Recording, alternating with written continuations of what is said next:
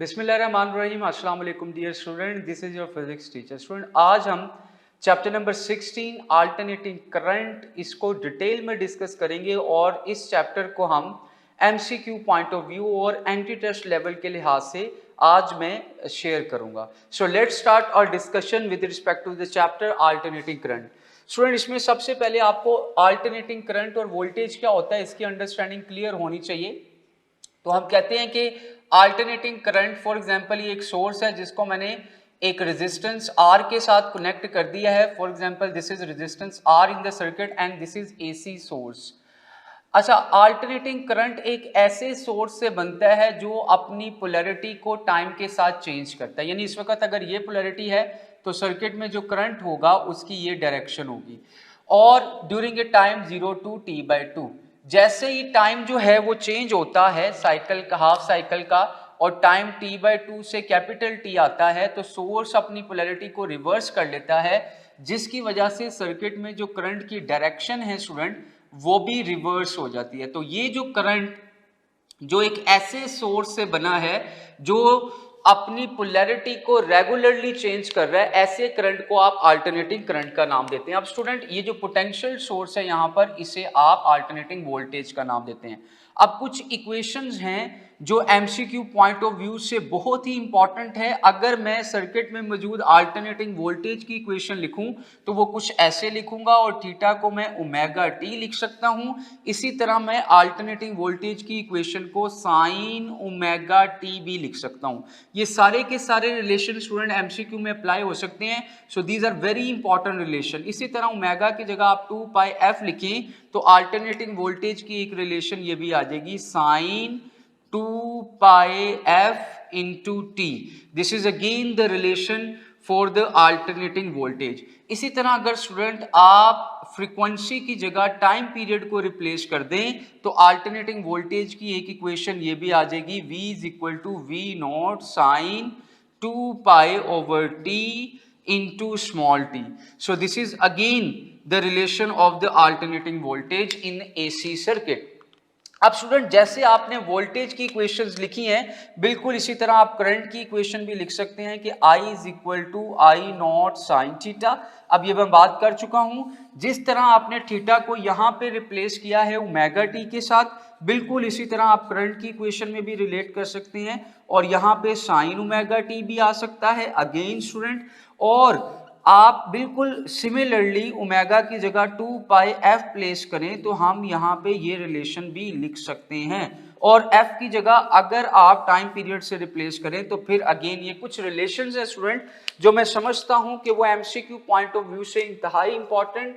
अब स्टूडेंट, ये जो बेसिक अंडरस्टैंडिंग है अल्टरनेटिंग वोल्टेज और करंट के बाद आपने एक्चुअली ग्राफिकल रिप्रेजेंटेशन जो है वो AC जो है अल्टरनेटिंग करंट वो ग्राफिकली किस तरह से इंडिकेट होता है ये भी आपको पता होना चाहिए। मैं वोल्टेज भी कंसीडर कर सकता हूँ वाई एक्सिस पे और करंट भी कंसीडर कर सकता हूँ, दोनों का ग्राफ सेम आएगा क्योंकि वोल्टेज भी साइन ऑफ एंगल पे डिपेंड कर रहा है और अगर आप इस इक्वेशन में देखें तो करंट भी साइन ऑफ एंगल पे डिपेंड करता है। और यहाँ पे अगर मैं एंगल के हिसाब से बात करूँ तो ये आएगा मेरे पास π/2, ये जो पॉइंट है ये पाई होगा, दिस इज 3π/2 और ये जो पॉइंट है वो 2π होगा।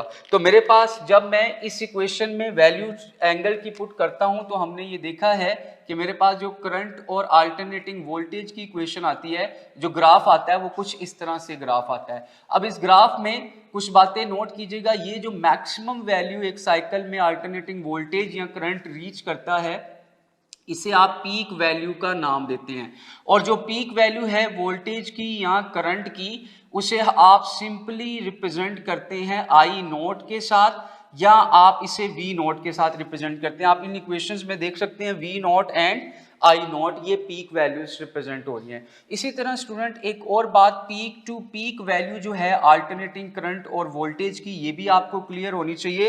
तो the sum of two consecutive peak values जिसे आप 2V0 कह सकते हैं या 2I0 कह सकते हैं, ये बात भी आपको जहन में रखनी चाहिए, ये बात भी आपसे अंडरस्टैंडिंग के तौर पे पूछी जा सकती है। अब स्टूडेंट, अगर मैं बहुत ही इंपॉर्टेंट एमसीक्यू आपसे यहाँ पे शेयर करूं, अगर मैं average value of alternating current over a cycle ये आपसे पूछूं तो याद रखिएगा जो अल्टरनेटिंग करंट की जो एवरेज वैल्यू होगी over a cycle that will be equal to 0।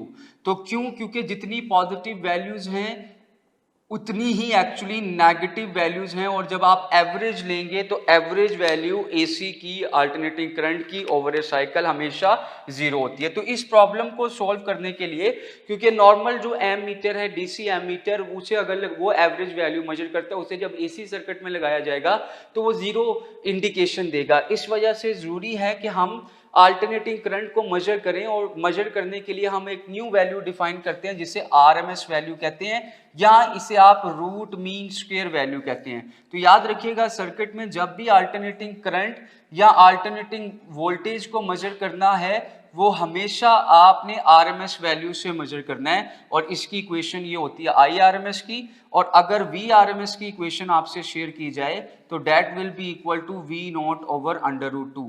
तो ये दो रिलेशंस भी आपको जहन में रखनी है स्टूडेंट। यहां से आप 1 ओवर अंडर रूट 2 को 0.70 आई नॉट भी लिख सकते हैं। Again this is the possible form of the relation. इसी तरह आप 0.70 इंटू वी नॉट, इसे भी आप एज ए एमसीक्यू जो है वो प्लेस कर सकते हैं और आपसे पूछा जा सकता है। अब स्टूडेंट एक और बात है पावर डेसिपेशन। जब भी आप अब जो एसी सर्किट की बात करेंगे तो एसी सर्किट में आपने पावर डेसिपेशन जब भी निकालनी है तो उसका formula V R M S into I R M S cos of theta होगा। ये स्टूडेंट जहन में रखिएगा ये बात कि ये हमारे पास पावर एस्टिमेशन का रिलेशन, आपने R M S value use करनी है।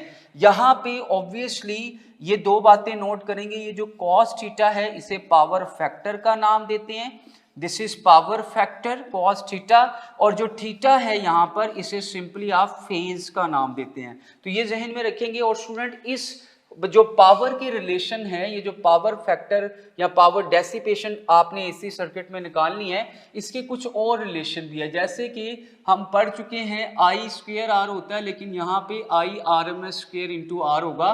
क्यों? क्योंकि हमने एसी सर्किट में हमेशा जो है वो आरएमएस वैल्यू को डील करना है। इसी तरह यहाँ पे अगर देखा जाए तो वी स्क्वायर यानी V RMS square over R, so ये मेरे पास एक रिलेशन आएगा जिससे आप पावर डेसिपेशन जो है वो एस्टिमेट कर सकते हैं। सो स्टूडेंट अब इस डिस्कशन से रिलेटेड एमसीक्यू आपसे डील कर लें। एमसीक्यू कुछ इस तरह से है, if a current I is equal to 5 sin 100 pi t is passing through a resistance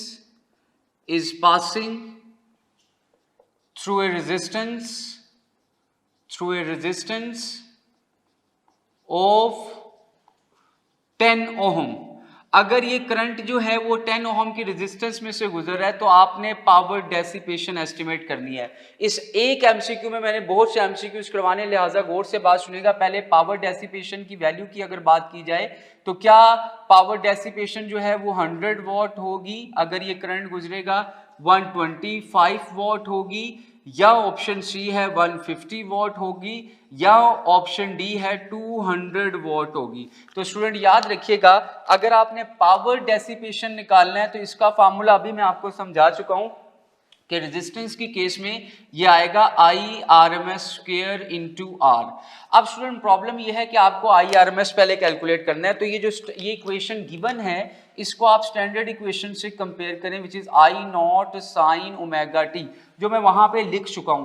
तो जब आप इस इक्वेशन को कंपेयर करेंगे which is 5 sin 100 pi t, तो आप क्लियरली देख सकते हैं कि इस इक्वेशन से मुझे ये पता लग रहा है कि जो आई नॉट की वैल्यू आ गई वो 5 आ गई। तो आप यहां से आई आर एम एस निकालें इस प्रीवियस रिलेशन को यूज करके 5√2 एम्पेयर। तो ना सिर्फ ये बात भी आपसे एमसीक्यू में पूछी जा सकती है, वो आपसे आरएमएस वैल्यू पूछ ले तो वो क्या होगी 5/√2। अब स्टूडेंट अगर मैं आपसे ये कहूं कि आप पावर डेसिपेशन वापस कैलकुलेट करें तो आई आरएमएस की जगह 5/√2 का स्क्वायर 25/2 इंटू 10 आ गया, और ये जब कैंसिल होगा हमारे पास तो 25 इंटू 5 दैट इज 125 वॉट। तो आप देख सकते हैं कि यहाँ पे जो राइट ऑप्शन होगा दैट विल बी बीटा। तो इस तरह से आपसे एमसीक्यू पूछा जा सकता है। इसके अलावा क्या क्या एमसीक्यू पूछे जा सकते हैं इसी क्वेश्चन में, अगर मैं आपसे एंगुलर फ्रीक्वेंसी पूछ लूं तो स्टूडेंट आप जरा कंपेयर करें इन दोनों इक्वेशंस को और आप देख सकते हैं कि एंगुलर फ्रीक्वेंसी जो है वो हमारे पास क्या आ जाएगी 100 पाई रेडियन पर सेकंड। तो ये बात भी आपसे पूछी जा सकती है एज ए एमसीक्यू। अब आप देखिए एक ही एमसीक्यू एक ही इक्वेशन से क्या बातें हो सकती हैं। इसके अलावा आपसे लीनियर फ्रीक्वेंसी पूछी जा सकती है। अगर आपसे इक्वेशन गिवन हो लीनियर फ्रीक्वेंसी तो ओमेगा क्या आ गया 100 पाई, ओमेगा को लिख सकते हैं आप 2 pi F that is equal to 100 pi, pi पाई से कैंसिल, 2 आके डिवाइड आके हो गया। तो फ्रीक्वेंसी जो है वो मेरे पास कितनी आ जाएगी 50 हर्ट्ज आ जाएगी। तो आपसे फ्रीक्वेंसी भी पूछी जा सकती है। इसके अलावा स्टूडेंट इसी एमसीक्यू में अगर वो आपसे टाइम पीरियड पूछ ले और उसने टाइम पीरियड के लिहाज से ऑप्शन दिए हो तो आप कंपेयर करके पहले फ्रीक्वेंसी निकाल लेंगे, उसे इन्वर्स कर लें तो हमारे पास जो टाइम पीरियड आ जाएगा that will be equal to 1/50 second. तो आप अंदाजा कर सकते हैं कि एक इक्वेशन है और एक इक्वेशन से वो आपसे कितनी वैल्यूज एस्टिमेट करवा सकता है। नाउ स्टूडेंट अब इस चैप्टर में हम मजीद आगे चलते हैं और ये मैं एक टेबल की फॉर्म में कुछ सर्किट्स आपसे डिस्कस करूंगा। इसमें बहुत ही इंपॉर्टेंट पॉइंट्स आपसे शेयर किए जाएंगे, वो सारे के सारे इंपॉर्टेंट पॉइंट्स एमसीक्यू के लिहाज से आपसे डिस्कस किए जा सकते हैं। So let's start our discussion one by one. सबसे पहले हम एसी थ्रू रेजिस्टर की बात करते हैं और स्टूडेंट याद रखिएगा इस सर्किट को प्योर रेजिस्टिव सर्किट का नाम भी देते हैं। तो ये अल्टरनेटिव नेम जो है ये भी आपको जहन में रखना है क्योंकि बाज़-औक़ात स्टेटमेंट में जो अल्टरनेट नेम है वो यूज हो जाते हैं। तो प्योर रेजिस्टिव सर्किट, तो स्टूडेंट ये भी आपसे बात पूछी जा सकती है। अब प्योर रेजिस्टिव सर्किट की क्या कैरेक्टरिस्टिक है, इसमें हम एक एसी सोर्स को कनेक्ट करते हैं सिर्फ और सिर्फ एक रेजिस्टर के साथ। ऐसे सर्किट को आप प्योर रेजिस्टिव सर्किट का नाम देते हैं। For example this is resistance R, this is voltage source, alternating voltage source, और इस वजह से जो सर्किट में करंट फ्लो कर रहा है अल्टरनेटिंग करंट, उसे हमने आई का नाम दे दिया। अब स्टूडेंट याद रखिएगा प्योर रेजिस्टिव सर्किट में जो वोल्टेज है that is again V naught sine theta के इक्वल होगा, ये प्रीवियसली भी हमने रिलेशन देखा है। और जो आई है that will be equal to I naught sine theta के इक्वल होगा। और यहां से बात जो पूछी जा सकती है स्टूडेंट, आप क्लियरली देख सकते हैं कि प्योर रेजिस्टिव सर्किट में वोल्टेज भी साइन ऑफ एंगल पे डिपेंड कर रहा है और करंट भी साइन ऑफ एंगल पे डिपेंड कर रहा है। तो अगर मैं कहूं कि voltage and current both are in phase, pure resistive circuit में वोल्टेज और करंट दोनों इन फेज होते हैं। इसका मतलब ये है कि जहां पे एक वोल्टेज जीरो होगा वहां पे करंट भी जीरो, और जहां पे वोल्टेज मैक्सिमम वहां पे करंट भी मैक्सिमम। और अगर आप इसे फेजर डायग्राम में रिप्रेजेंट करें तो अगर ये वेक्टर वोल्टेज का है तो हमारे पास ये जो वेक्टर है ये करंट रिप्रेजेंट कर रहा होगा कि यानी दोनों जो डायरेक्शन है, दोनों वेक्टर्स जो हैं वो सेम डायरेक्शन में आएंगे और दोनों के दरमियान जो फेज डिफरेंस होगा दैट इज 0 डिग्री। तो ये बात भी स्टूडेंट आपसे एमसीक्यू में पूछी जा सकती है। दूसरी बात स्टूडेंट इससे रिलेटेड आपने याद रखना है कि जब आप प्योर रेजिस्टिव सर्किट की बात करेंगे तो पावर फैक्टर यानी cos theta that will be equal to 1। Again student ये बात आपसे एमसीक्यू में पूछी जा सकती है। cos थीटा को मैं आपको बता चुका हूं, this is actually known as power factor, इसे आप पावर फैक्टर का नाम देते हैं। और प्योर रेजिस्टिव सर्किट में अगर आपने पावर डेसिपेशन निकालनी है तो ऑब्वियसली पावर डेसिपेशन मैक्सिमम होगी and that is equal to V R M S into I R M S. ये भी आप लिख सकते हैं, या आप लिख सकते हैं I R M S square into R, ये भी लिखा जा सकता है स्टूडेंट। और बिल्कुल इसी तरह आप V R M S square divided by R, ये सारे के सारे जो रिलेशन है वो आप मेंशन कर सकते हैं पावर डेसिपेशन के इन प्योर रेजिस्टिव सर्किट। तो ये सारी बातें स्टूडेंट आपने प्योर रेजिस्टिव सर्किट से रिलेटेड याद रखनी है। अब अगर करंट जो है अल्टरनेटिंग करंट वो कैपेसिटर में से गुजरे तो फिर क्या है, इससे पहले एक चीज याद रखिएगा, जो कैपेसिटर डिवाइस है इसमें से एक्चुअली जो डायरेक्ट करंट है वो कभी भी नहीं गुजर सकता, यानी कैपेसिटर ब्लॉक्स डीसी, जबकि जो कैपेसिटर है उसमें से एसी जो है वो इजीली फ्लो कर जाएगा। तो ये बात भी याद रखिएगा एमसीक्यू के लिहाज से। दूसरी बात यह है कि इस सर्किट को प्योर कैपेसिटिव सर्किट भी कहते हैं, this is also known as pure capacitive circuit. और इस सर्किट में क्या होता है कि हम अल्टरनेटिंग करंट सोर्स को एक पैरेलल प्लेट कैपेसिटर जिसकी कैपेसिटेंस जो है वो C है, इसके साथ कनेक्ट कर देते हैं। अब जैसे इस पोलैरिटी के अकॉर्डिंगली, वोल्टेज के अकॉर्डिंगली करंट जो फ्लो कर रहा है इस सर्किट में, उसे हम I का नाम दे देते हैं।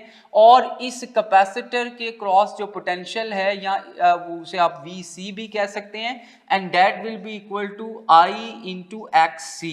अब स्टूडेंट यहाँ पे पहली बात याद रखिएगा, XC जो है ये एक्चुअली रिएक्टेंस ऑफ कैपेसिटर है। रिएक्टेंस ऑफ कैपेसिटर को हम डिफाइन करते हैं opposition offered by the capacitor in the flow of AC, और इसको आप यहाँ से रिलेट कर सकते हैं फ्रीक्वेंसी से 2 पाई f इंटू C। तो ये हमारे पास रिएक्टेंस ऑफ कैपेसिटर का एक ताल्लुक है, जो बात आपसे MCQ में पूछी जा सकती है। अब स्टूडेंट मजीद अगर मैं बात को आगे बढ़ाऊं तो ये याद रखिएगा कि हमारे पास जो कैपेसिटर है, reactance of capacitor that is inversely proportional to the frequency. ये जहन में रखिएगा, जितना AC सोर्स की फ्रीक्वेंसी ज्यादा होगी उतनी रिएक्टेंस ऑफ कैपेसिटर जो है वो कम होगी। और अगर मैं इसे ग्राफ की फॉर्म में डिस्कस करूं स्टूडेंट, तो अगर रिएक्टेंस ऑफ कैपेसिटर को y एक्सिस पे कंसीडर कर लिया जाए और x एक्सिस पे आप फ्रीक्वेंसी कंसीडर कर लें, तो हमारे पास इनवर्स ग्राफ आएगा जो इंडिकेट करेगा कि रिएक्टेंस ऑफ कैपेसिटर और फ्रीक्वेंसी का क्या ताल्लुक होता है, इनवर्स। और एक और बड़ी इंपॉर्टेंट बात स्टूडेंट यूनिट की, याद रखिएगा कि जो रिएक्टेंस ऑफ कैपेसिटर है इसके यूनिट ओम है, क्योंकि ये भी ऑपोजिशन है, और ऑपोजिशन ऑफर्ड बाय कैपेसिटर हो, रेजिस्टर हो या इंडक्टर हो, इन सब के यूनिट्स ओम होते हैं। अब स्टूडेंट प्योर कैपेसिटिव सर्किट में जो नेक्स्ट पॉइंट MCQ के लिहाज से आपने याद रखना है वो ये है कि जो करंट है वो हमेशा लीड करता है वोल्टेज को by an angle of 90 degree. यानी प्योर कैपेसिटिव सर्किट में करंट लीड्स द वोल्टेज, यहां पे ये मैं लाइन लिख रहा हूं, current leads the voltage by pi by 2 और 90 डिग्री। तो ये बात स्टूडेंट आपसे MCQ में पूछी जा सकती है। दूसरी स्टूडेंट यहाँ पे बात एक और भी जहन में रखनी है, वो ये है कि अगर मैं पावर फैक्टर की बात करूं यानी cos थीटा की बात करूं, तो प्योर कैपेसिटिव सर्किट में जो cos थीटा है वो हमारे पास क्या होगा, that will be equal to 0। और पावर डेसिपेशन की अगर बात की जाए तो स्टूडेंट याद रखिएगा, प्योर कैपेसिटिव सर्किट में पावर डेसिपेशन भी 0 होनी है, क्योंकि आपको रिलेशन बताया जा चुका है, cos 90 0 है। और इसको फिजिकली भी ऐसे अंडरस्टैंड करते हैं कि एक साइकिल के दौरान AC की जितनी पावर सोर्स से लोड को जाती है उतनी ही लोड से यानी कैपेसिटर से सोर्स को वापस मिल जाती है, जिसकी वजह से ओवरऑल पावर डेसिपेशन 0 आती है। स्टूडेंट ये सारी बातें आपने याद रखनी है। इसके अलावा कुछ इक्वेशन, वोल्टेज की इक्वेशन हमें पता है, जो चार्ज प्लेट पर स्टोर हो रहा है उसकी इक्वेशन भी स्टूडेंट आपको पता होनी चाहिए, that is Q is equal to CV0 sine theta. तो ये बातें आपको AC थ्रू कैपेसिटर से रिलेटेड याद रखनी है। अब नेक्स्ट स्टूडेंट अगर हम मूव करें AC थ्रू इंडक्टर से, तो इंडक्टर से रिलेटेड याद रखिएगा कि इंडक्टर से DC इजीली गुजर जाता है, लेकिन इंडक्टर एक्चुअली ब्लॉक्स AC। जो इंडक्टर है वो रेजिस्ट AC को जो है वो रेजिस्ट करता है, जबकि DC बिल्कुल इजीली गुजर जाता है ऑपोजिट टू द कैपेसिटर। तो आप यहाँ पे पॉइंट की फॉर्म में याद रखें कि जो AC है एक्चुअली इंडक्टर उसको ब्लॉक करता है या रेजिस्ट करता है, जबकि DC जो है वो इजीली डायरेक्ट करंट वो गुजर जाएगा। अच्छा, अब इस सर्किट को स्टूडेंट याद रखेंगे आप प्योर इंडक्टिव सर्किट का नाम भी देते हैं। This is again pure inductive circuit, क्योंकि MCQ की स्टेटमेंट में नेम्स जो हैं अल्टरनेट नेम यूज हो सकते हैं। अब इसमें होता ये है कि अगर मेरे पास अगेन स्टूडेंट ये एक अल्टरनेटिंग करंट सोर्स है, इसको मैं एक इंडक्टर के साथ, कॉइल के साथ कनेक्ट कर देता हूँ, इसे प्योर इंडक्टिव सर्किट कहेंगे। ये वोल्टेज है और करंट जो है वो सर्किट में कुछ इस तरह से फ्लो कर रहा है, और जो इंडक्टर के क्रॉस हमारे पास रिएक्टेंस होगी उसे हम XL का नाम देते हैं, और इंडक्टर के अक्रॉस जो वोल्टेज होगा VL that will be equal to I into XL। और स्टूडेंट एक और बात जो आपने जहन में रखनी है यहाँ पे, वो reactance of inductor, again it is the opposition offered by inductor in the flow of AC, that is equal to omega L, जिसे आप लिख सकते हैं that is equal to 2 pi F into L। और यहाँ से MCQ में बात पूछी जा सकती है कि रिएक्टेंस ऑफ इंडक्टर और फ्रीक्वेंसी का डायरेक्ट रिलेशन है स्टूडेंट। अगेन जैसे जैसे frequency of applied AC voltage या सोर्स बढ़ेगी, रिएक्टेंस ऑफ इंडक्टर बढ़ेगी। और अगर ग्राफिकली देखा जाए और इसको मैं ग्राफ में मेंशन करूं, तो अगर रिएक्टेंस ऑफ इंडक्टर को y एक्सिस पे और फ्रीक्वेंसी को x एक्सिस पे लिया जाए तो ये एक स्ट्रेट लाइन ग्राफ आएगा। दूसरी इंपॉर्टेंट बात स्टूडेंट, इसके यूनिट हैं। अगर ऑब्वियसली मैं आपको बता चुका हूं कि ऑपोजिशन है, और ऑपोजिशन चाहे रेजिस्टर की हो, चाहे कैपेसिटर की हो, या चाहे इंडक्टर की हो, वो आपने उसकी यूनिट्स ओम ही कंसिडर करने। अगेन ये बात MCQ में पूछी जा सकती है। अब स्टूडेंट प्योर इंडक्टिव सर्किट में एक्चुअली जो वोल्टेज अपीयर होता है that is equal to L delta I over delta T। ये अगेन रिलेशन स्टूडेंट याद रखिएगा, इसका मतलब जो वोल्टेज है वो IT ग्राफ की स्लोप पे डिपेंड कर रहा है। This is the slope of IT current time curve. तो इससे हमें ये पता लगा, जो बात MCQ के लिहाज से इंपॉर्टेंट है, कि प्योर इंडक्टिव सर्किट में जो वोल्टेज है वो लीड करता है करंट को by an angle pi by 2। इसका मतलब ये है, ये बात भी जहन में रखना है कि voltage leads the current by an angle pi by 2। और अगर पावर फैक्टर की बात की जाए तो यहाँ पे भी पावर फैक्टर क्या होगा, that is equal to 0, again MCQ। और अगर पावर डेसिपेशन की बात की जाए स्टूडेंट तो वो भी क्या होगी, 0। इसका मतलब भी बिल्कुल वही है जैसे कि प्योर कैपेसिटिव सर्किट में था कि एक साइकिल के दौरान जितनी पावर लोड से सोर्स से लोड को गई है, उतनी ही पावर जो है वो लोड से सोर्स को वापस जाती है, जिसकी वजह से पावर डेसिपेशन 0। तो ये तीन जो फैक्टर्स हैं, तीन सर्किट्स को हमने डिटेल में डिस्कस कर लिए। ये बातें आपको MCQ पॉइंट ऑफ व्यू से पता होनी चाहिए। अब कॉम्बिनेशन की बात करते हैं। अगर एक ऐसा सर्किट हो जिसमें एक AC सोर्स को आपने रेजिस्टर के साथ कनेक्ट कर दिया है, for example this is resistor, और रेजिस्टर के साथ साथ आपने कैपेसिटर भी लगा दिया है, तो ऐसे सर्किट को आप सिंपली नाम देते हैं RC circuit. This is resistor, this is capacitor of capacitance C, और इसकी जो रिएक्टेंस है दैट इज XC। अब जो वोल्टेज सोर्स है वो V है, इस पोलैरिटी के अकॉर्डिंगली जो करंट फ्लो कर रहा है उसे आप I का नाम दे दें। तो स्टूडेंट RC सर्किट से रिलेटेड पहली बात आपने याद रखनी है कि चूंकि यहाँ पे दो सर्किट एलिमेंट है, रेजिस्टर भी है और कैपेसिटर भी है, यहाँ पे जो ऑपोजिशन होगी उसे आप इंपेडेंस का नाम देते हैं, which is the combined opposition of resistor and capacitor. तो इंपेडेंस जब आप यहाँ पे कैलकुलेट करते हैं तो स्टूडेंट Z से इंडिकेट करते हैं इंपेडेंस को। वैसे जनरली इसके फार्मूले को VRMS ओवर IRMS से भी एस्टिमेट कर सकते हैं, ये बात भी याद रखिएगा। और इसके यूनिट्स भी ओहम होंगे।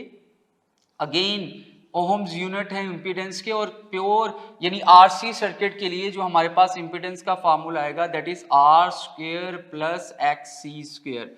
और अगर आप इसको अल्टरनेटली लिखना चाहें तो इंपेडेंस के रिलेशन को आप यकीनन ऐसे भी लिख सकते हैं, that is equal to square root R square plus 1 over omega C square.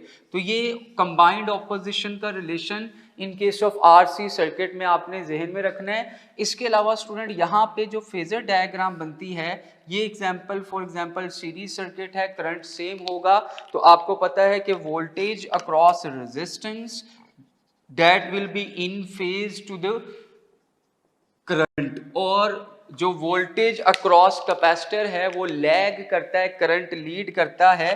तो करंट को रेफरेंस लेते हुए जो हमारे पास जो VC का फैक्टर आएगा वो कुछ इस तरह से आएगा।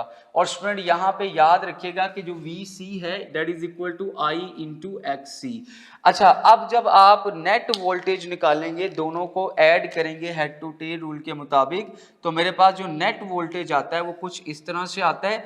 This is the net voltage of the circuit and that is I into Z, और ये एंगल थीटा है। तो अगर मैं आपसे कंक्लूजन पूछूं कि RC सीरीज सर्किट में जो नेट वोल्टेज है वो करंट को लैग कर रहा होता है बाय एन एंगल थीटा, या आप ये कह सकते हैं current leads the voltage bye an angle theta.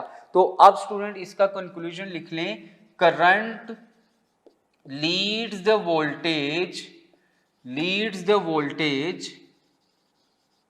Bye angle theta. Angle theta से जो है वो करंट लीड कर रहा होता है, और इस एंगल को निकालने के डिफरेंट रिलेशन है स्टूडेंट।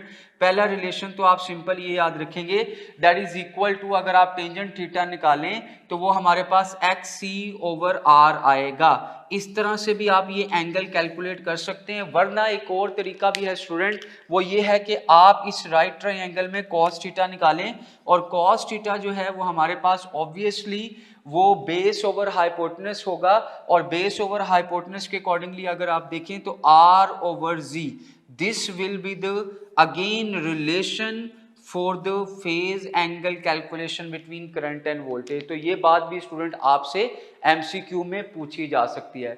नाउ स्टूडेंट, अगर हम आरएल सर्किट की बात करें तो आरएल सर्किट एक ऐसा सर्किट होता है जिसमें एसी सोर्स को आपने रेजिस्टर के साथ और रेजिस्टर के साथ साथ आपने एक कॉइल के साथ अटैच करना होता है।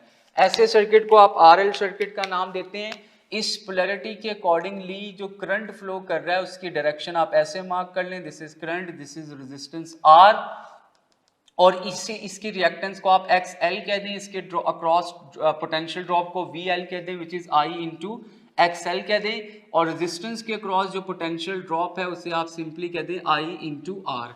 अब स्टूडेंट इस सर्किट में भी ऑब्वियसली आपको पहले इंपीडेंस का रिलेशन लिखना है, जो आपसे एमसीक्यू में पूछा जा सकता है। यहाँ पे भी कंबाइन इफेक्ट होगा, so R square plus X L square, this is the relation for impedance. और अगर आप इसे मजीद सोल्व करें तो आप इसे लिख सकते हैं R square plus omega L square, omega की जगह 2 पाई एफ भी लिखा जा सकता है। अब स्टूडेंट अगर इम्पीडेंस से आगे चलें और फेजर डायग्राम ड्रॉ की जाए तो ऑब्वियसली ये सीरीज सर्किट है, तो हम करंट को रेफरेंस लेते हैं, और वी आर जो है that is actually in phase two the current, जबकि आपको पता है कि जो वी एल है voltage across the inductor, it leads the current by an angle 90 degree, जिसे आप यहाँ पे इस तरह से ड्रॉ कर सकते हैं, this is the vector which indicates V L. और अगर आपने नेट वोल्टेज निकालना है हेड टू टेल रूल के मुताबिक, तो आप इन दोनों को ऐड करें, और ऐड करने से ये हमारे पास नेट वोल्टेज आ जाएगा, that is I into ji.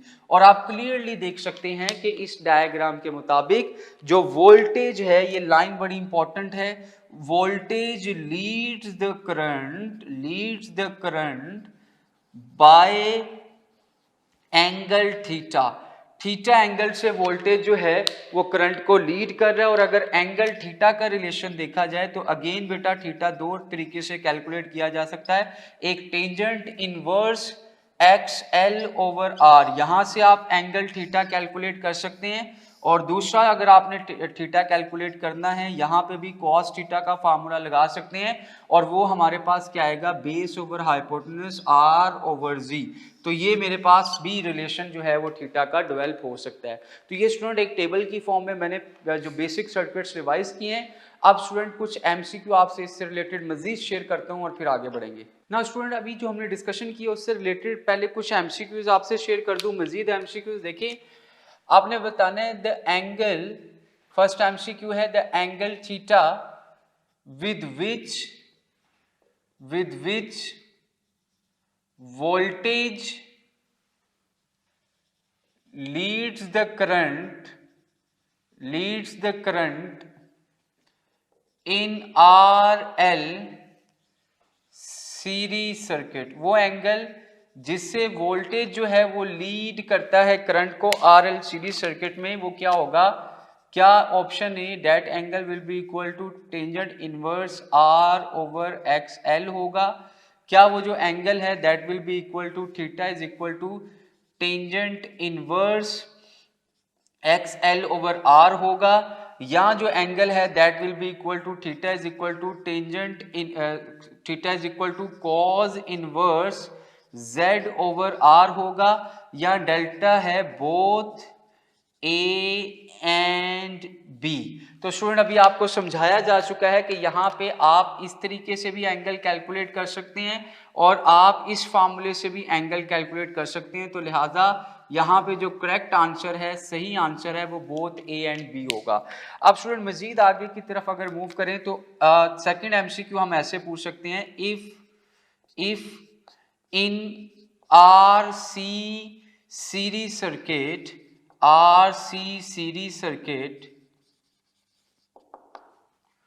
R is equal to 100 ohm and XC is also equal to 100 ohm, then theta with which voltage lags the current. आपने वो एंगल बताना है जिसके साथ वोल्टेज जो है वो करंट को लैग करता है। ऑप्शन ए है π/2 है, ऑप्शन बी है π/4 है, π/3 है, या हमारे पास π/6 है। तो स्टूडेंट याद रखिएगा, आपने एंगल निकालना है तो tangent inverse XC over R, XC भी जो हमारे पास 100 है, R भी 100 है, तो टेंजेंट इनवर्स 145, जिसे आप लिख सकते हैं π/4। तो इस एमसीक्यू का जो राइट आंसर आएगा दैट इज π/4। मजीद एमसीक्यू भी स्टूडेंट डिस्कस करेंगे, लेकिन उससे पहले RLC series circuit, series resonance circuit भी इसे कहा जाता है, इसको डिस्कस कर लें और फिर पैरेलल रेजोनेंस सर्किट को डिस्कस करते हैं। So let's start discussion series resonance circuit. अभी तक हम देख के आए हैं कि पहले हमने प्योर कैपेसिटिव, प्योर इंडक्टिव और प्योर रेजिस्टिव सर्किट पढ़ा। अब फिर हमने देखा कॉम्बिनेशन RL और RC। अब हम देखते हैं कि अगर एक ऐसा सर्किट है जिसमें तीनों चीजें अटैच्ड है, इसमें रेजिस्टर भी है, इसमें जो है वो कैपेसिटर भी है जिसकी रिएक्टेंस XC है, रेजिस्टर की रेजिस्टेंस R है, और इसमें एक इंडक्टर यानी कॉइल भी लगी है जिसे चोक भी कहते हैं, जिसकी रिएक्टेंस XL है। तो इस केस में स्टूडेंट याद रखिएगा कि अगर मैं इस पोलैरिटी के अकॉर्डिंगली करंट मार्क करूं तो ऑब्वियसली वो करंट की डायरेक्शन ये आएगी, this is the direction of current. तो हमारे पास जो इंपीडेंस डायग्राम आएगी वो कुछ इस तरह से आएगी, दिस इज R जो कि हमारे पास करंट की डायरेक्शन में होगा। इसी तरह स्टूडेंट जो हमारे पास XL है वो डायरेक्शन कुछ उसकी इस तरह से आएगी, जबकि XC जो है उसकी डायरेक्शन ऐसे आएगी। तो ये हमारे पास कुछ इंपीडेंस डायग्राम करते हैं। और मतलब रेजोनेंस फ्रीक्वेंसी के अलावा अगर आपने इंपीडेंस नेट निकालनी है तो उसका फार्मूला होता है R² plus XL minus XC whole square. तो ये मेरे पास फार्मूला आता है इंपीडेंस का at any condition other than resonance frequency. लेकिन at resonance, very important point, जब आप रेजोनेंस फ्रीक्वेंसी अटेन करते हैं 1/2 पाई √LC, तो रेजोनेंस फ्रीक्वेंसी पे स्टूडेंट जो बात याद रखनी है वो ये है कि रेजोनेंस फ्रीक्वेंसी पे जो XL और XC यानी रिएक्टेंस ऑफ इंडक्टर और रिएक्टेंस ऑफ कैपेसिटर जो है वो एक दूसरे के इक्वल हो जाते हैं, जिसकी वजह से सर्किट में जो इंपीडेंस है सर्किट में वो सिर्फ और सिर्फ रेजिस्टेंस के इक्वल आ जाएगी। और आप कुछ पॉइंट्स बड़े इंपॉर्टेंट एमसीक्यू में आप याद रखिएगा, अगर सर्किट इंपीडेंस जो सर्किट में इंपीडेंस है वो रेजिस्टेंस के इक्वल है तो circuit will behave as a pure resistive, और पावर फैक्टर जो है यहाँ पे 1 हो जाएगा। जब पावर फैक्टर 1 हो जाएगा और चूंकि इन दोनों ने एक दूसरे को कैंसिल कर दिया, सिर्फ रेजिस्टेंस एक्टिव है और इंपीडेंस जो है that will be minimum impedance होगी स्टूडेंट। और अगर इंपीडेंस मिनिमम है तो याद रखिएगा सर्किट में जो करंट है वो मैक्सिमम होगा सीरीज रेजोनेंस सर्किट में एट रेजोनेंस फ्रीक्वेंसी। तो अगर मैं करंट का ग्राफ यहाँ पे आपके सामने शेयर करूं तो करंट का ग्राफ रेजोनेंस पॉइंट पे कुछ इस तरह से आएगा।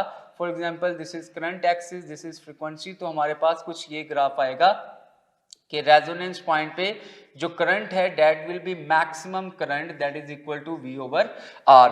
और दूसरा और लास्ट पॉइंट जो याद रखिएगा, देखिए जब हम सीरीज रेजोनेंस सर्किट की बात करते हैं तो वोल्टेज अक्रॉस कैपेसिटर VC है, वोल्टेज अक्रॉस इंडक्टर VL है और सोर्स वोल्टेज V है। तो मैं कह सकता हूँ रेजोनेंस पॉइंट पे VC may be greater than voltage source and VL it may be greater than the voltage source, क्योंकि ये दोनों एनर्जी स्टोरिंग डिवाइसेस है तो इनका जो वोल्टेज है वो सोर्स से ग्रेटर हो सकता है। अब ये करैक्टरिस्टिक है कि रेजोनेंस पॉइंट पे हमारे पास जो RLC सीरीज सर्किट है वो किस तरह से बिहेव करता है, ये सारे पॉइंट्स आपसे इंफॉर्मेशन बेस्ड MCQ पूछे जा सकते हैं। अब अगर मैं पैरेलल सर्किट की बात करूं जिसमें आपने एक्चुअली एक कॉइल को और एक कैपेसिटर को जो है वो पैरेलल में कनेक्ट कर देते हैं। जब फॉर एग्जांपल यहाँ पे रिएक्टेंस ऑफ कैपेसिटर XC है, रिएक्टेंस ऑफ इंडक्टर जो है वो हमारे पास XL है, सोर्स वोल्टेज V है और इस पोलैरिटी के अकॉर्डिंगली जो करंट फ्लो कर रहा है वो I कह दें। और ये करंट यहाँ पे ऑब्वियसली दो हिस्सों में ब्रांचेस में डिवाइड होगा। इस ब्रांच में जो करंट जा रहा है उसे मैं IL कह देता हूँ और इस ब्रांच में जो करंट जा रहा है उसे मैं IC कह देता हूँ। तो स्टूडेंट पहली बात तो याद रखिएगा कि जब आप पैरेलल रेजोनेंस सर्किट में भी रेजोनेंस फ्रीक्वेंसी की बात करेंगे तो रेजोनेंस फ्रीक्वेंसी का फार्मूला यही होगा, लेकिन कुछ पॉइंट जो है वो डिफरेंट है। यहाँ पे भी रेजोनेंस फ्रीक्वेंसी पे जो इम्पिडेंस है वो रेजिस्टेंस के ही इक्वल होगी, रेजिस्टेंस के ही इक्वल, लेकिन डिफरेंस नोट कीजिएगा। यहाँ पे भी इम्पिडेंस रेजिस्टेंस के इक्वल है लेकिन इम्पिडेंस क्या है, मिनिमम। यहाँ पे हम कहते हैं कि जो इम्पिडेंस है वो मैक्सिमम होगी। क्यों स्टूडेंट, क्योंकि ये पैरेलल सर्किट है तो इम्पिडेंस मैक्सिमम हो गई। यहाँ पे आप देखें करंट क्या है, मैक्सिमम, तो यहाँ पे जो करंट आएगा डेट विल बी मिनिमम। तो यहाँ पे करंट आना है स्टूडेंट्स मिनिमम। अगेन ये डिफरेंट पॉइंट MCQ के लिहाज से, चूंकि जो इम्पिडेंस है वो रेजिस्टेंस के इक्वल है तो पावर फैक्टर यहाँ पे भी 1 ही होगा और रेजोनेंस पॉइंट पे ये सर्किट में वोल्टेज और करंट दोनों इन फेज ही होंगे। जैसे कि यहाँ पे भी आप कह सकते हैं कि रेजोनेंस पॉइंट पे at resonance voltage and current both will be in phase two each other. जो दोनों हैं वो एक दूसरे के लिहाज से इन फेज होंगे एट एफ आर की ये बात हो रही है। ये बात बिल्कुल सेम अंडरस्टैंडिंग यहाँ पर। और चूंकि यहाँ पे पैरेलल सर्किट है, करंट ब्रांचेस में डिफरेंट हो सकता है तो रेजोनेंस पॉइंट पे एट रेजोनेंस फ्रीक्वेंसी जो IL है it may greater than the current of the circuit and IC is also can be greater than the current of the circuit। तो ये बात भी स्टूडेंट आपने याद रखनी है। और अगर मैं इसका करंट का ग्राफ बनाऊं तो आपने याद रखना है, जैसा कि ऊपर मैं बता चुका हूं कि पैरेलल रेजोनेंस सर्किट में जो करंट होता है एक्चुअली करंट वो रेजोनेंस पॉइंट पे मिनिमम होता है। So this is resonance frequency और यहाँ पे जो करंट है दैट इज मिनिमम करंट। तो ये बात भी स्टूडेंट आपने MCQ पॉइंट ऑफ व्यू से याद रखनी है। अब मजीद स्टूडेंट कुछ MCQ जो है वो आपसे शेयर करते हैं इन टॉपिक से रिलेटेड। एक तो ये सारी बातें MCQ के लिहाज से बड़ी इंपॉर्टेंट है। दूसरा MCQ कुछ इस तरह से भी स्टूडेंट आपसे पूछा जा सकता है, वो कहता है इन RC series circuit if resistance is 30 ohm and impedance of the circuit is 60 ohm, then theta with which current leads the voltage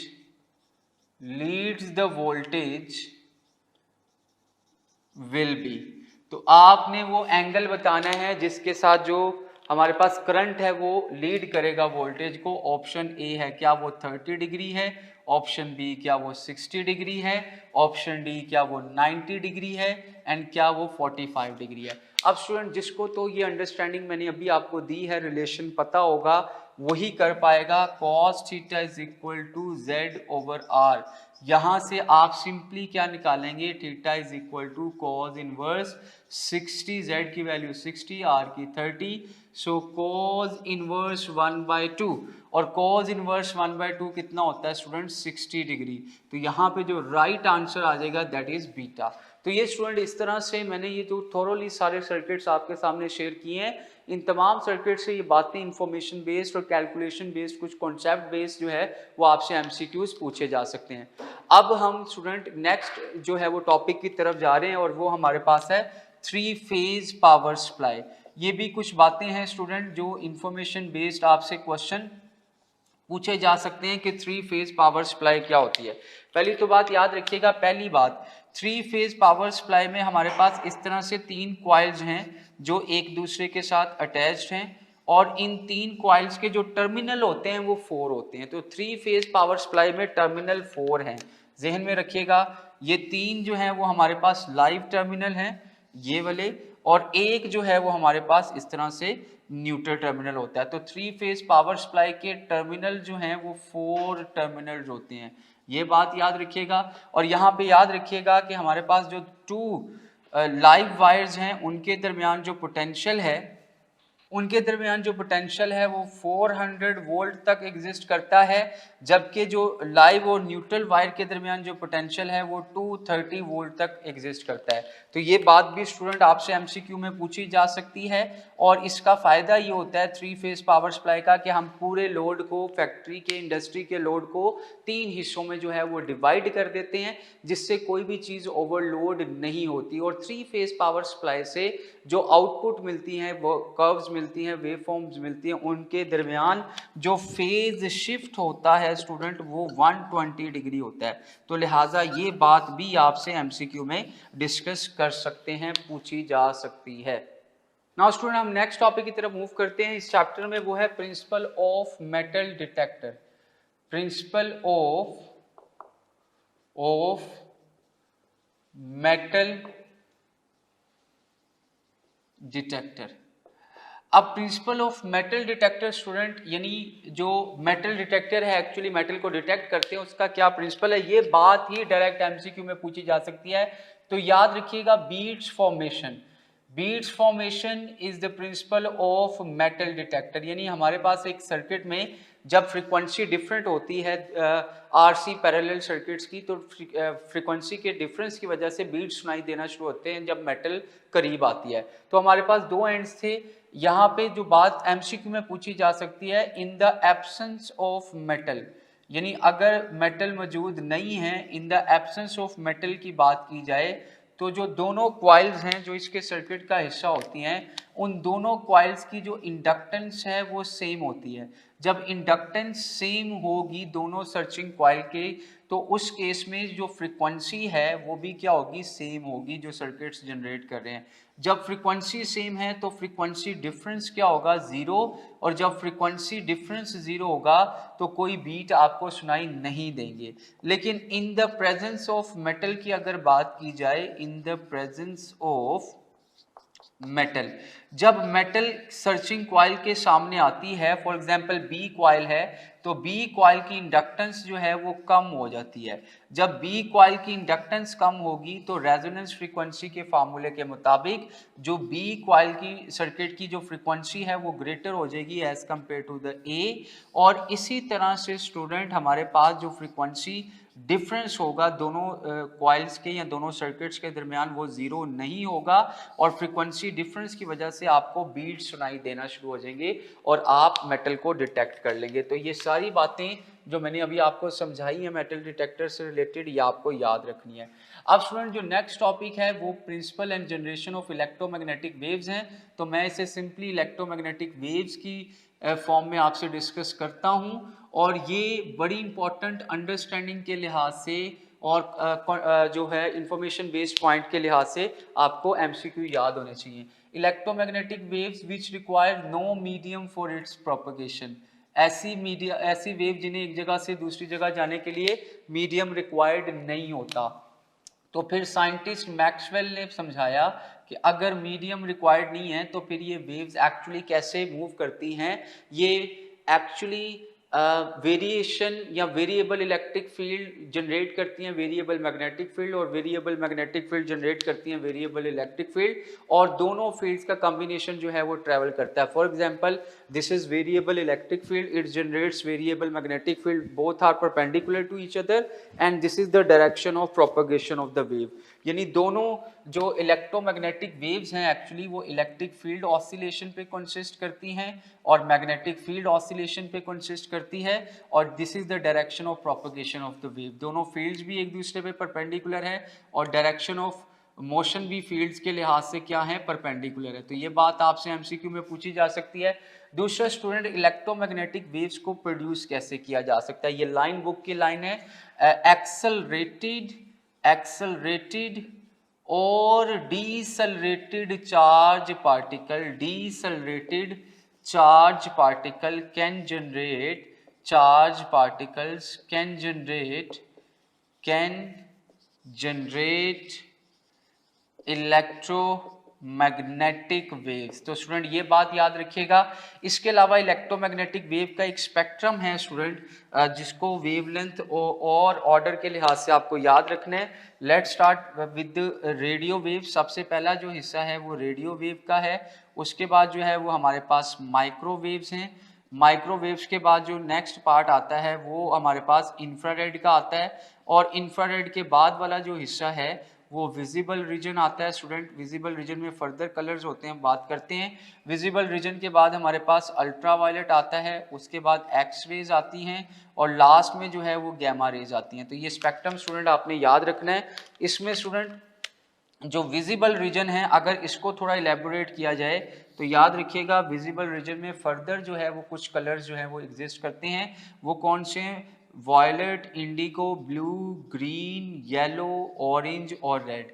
ये हमारे पास कलर्स आते हैं. और ई कैट में एक बार क्वेश्चन पूछा हुआ था कि ये जो विजिबल रीजन है इसकी वेवलेंथ का क्या ऑर्डर है. तो स्टूडेंट याद रखिएगा जो विजिबल रीजन है ये 400 नैनोमीटर टू 700 नैनोमीटर के ऑर्डर में एग्जिस्ट कर रही होती है. तो ये बात आपसे ये ई कैट में एक बार क्वेश्चन जो है इस तरह के इंफॉर्मेशन बेस पूछी हुई थी. और अगर आप इस डायरेक्शन में मूव करते हैं तो आप याद रखिएगा कि वेवलेंथ जो है वो डिक्रीज होगी, फ्रीक्वेंसी जो है वो वेव्स की इंक्रीज होगी, और energy associated with the photons और वेव्स वो भी क्या होगी, इंक्रीज. तो अगर आपसे पूछा जाए कि शॉर्टेस्ट जो इलेक्ट्रोमैग्नेटिक वेव में शॉर्टेस्ट वेवलेंथ किस रीजन की है तो वो गैमा रेज की होगी. और अगर लॉन्गेस्ट वेवलेंथ का रीजन पूछा जाए, लॉन्गेस्ट वेवलेंथ का, तो वो स्टूडेंट ऑब्वियसली हमारे पास रेडियो वेव का होगा. और एक इंफॉर्मेशन यहाँ पे ये भी नोट कर लें कि रेडियो वेव जो है वो तकरीबन इसकी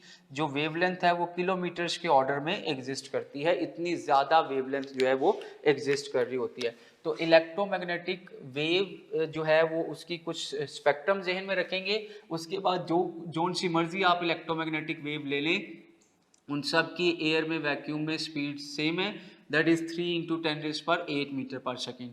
और अगर स्पीड का फार्मूला भी देखा जाए मैक्सवेल इक्वेशन के मुताबिक तो वो μ0 × ε0 है.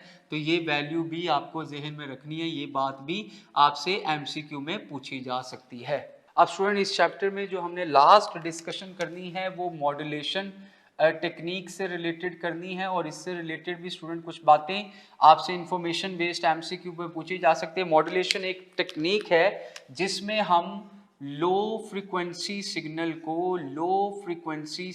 को हाई फ्रीक्वेंसी कैरियर वेव के साथ कंबाइन करते हैं. हाई फ्रीक्वेंसी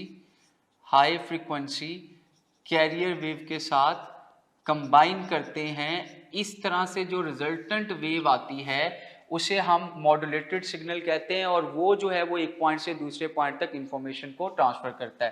तो ये इस वजह से किया जाता है ताकि इंफॉर्मेशन जो है वो अच्छे से ट्रांसफ़र हो सके. अब मॉड्यूलेशन की दो टाइप्स हैं. एक को आप एम्पलीट्यूड मॉड्यूलेशन का नाम देते हैं जिसे शॉर्ट फॉर्म में AM लिखते हैं, और दूसरी जो मॉड्यूलेशन है उसे फ्रीक्वेंसी मॉड्यूलेशन का नाम देते हैं, और जिसे आप FM का नाम देंगे. जो वर्ड आपने सुना होगा. अब एम्पलीट्यूड मॉड्यूलेशन में जब आप सिग्नल को और कैरियर वेव को कंबाइन करते हैं तो एम्पलीट्यूड की फ्लक्चुएशन आती हैं दोनों को कंबाइन करने से. जबकि जो फ्रीक्वेंसी है वो सेम रहती है। ऐसी मॉड्यूलेशन को, ऐसी रिजल्टेंट वेव अगर बने जिसमें एम्पलीट्यूड जो है वो वेरी कर रहा हो, उसे एम्पलीट्यूड मॉड्यूलेशन का नाम देते हैं। और इसकी एक फ्रीक्वेंसी की रेंज है जो कि 540 किलो हर्ट्ज से लेकर 1600 किलो हर्ट्ज तक के सिग्नल से आप एक्चुअली एम्पलीट्यूड मॉड्यूलेशन परफॉर्म कर सकते हैं। ये लॉन्ग रेंज सिग्नल ट्रांसमिशन के लिए इस्तेमाल होती है। और स्टूडेंट याद रखिएगा, फ्रीक्वेंसी मॉड्यूलेशन में क्या होता है कि जब आप एक सिग्नल को और हाई फ्रीक्वेंसी वेव्स को मिलाते हैं तो फ्रीक्वेंसी में वेरिएशन आती है, फ्रीक्वेंसी में वेरिएशन आती है, जबकि एम्पलीट्यूड जो है वो सेम रहता है। आप देख सकते हैं यहाँ पे फ्रीक्वेंसी हाई है, यहाँ पे फ्रीक्वेंसी लो है और यहाँ पे अगेन हाई है। और जो फ्रीक्वेंसी मॉड्यूलेशन है इसके लिए स्टूडेंट याद रखें कि हम एक्चुअली जो फ्रीक्वेंसी रेट है, रेंज है वो 88 मेगाहर्ट्ज टू 108 मेगाहर्ट्ज तक यूज करते हैं। ये बात भी आपसे इंफॉर्मेशन बेस्ड एमसीक्यू बन सकता है। इसको आप शॉर्ट रेंज के लिए इस्तेमाल करते हैं, शॉर्ट रेंज के लिए इस्तेमाल होती है, लेकिन गुड क्वालिटी अगर आपको रिक्वायर्ड हो शॉर्ट रेंज के लिए तो आप FM प्रेफर करते हैं। और अगर आपको लॉन्ग रेंज के लिए आपको सिग्नल ट्रांसमिशन करनी है तो आप एक्चुअली AM यानी एम्पलीट्यूड मॉड्यूलेशन यूज करते हैं। तो ये स्टूडेंट आप last pages line to line आपने पढ़नी भी है। और ये था student chapter number 16 alternating current.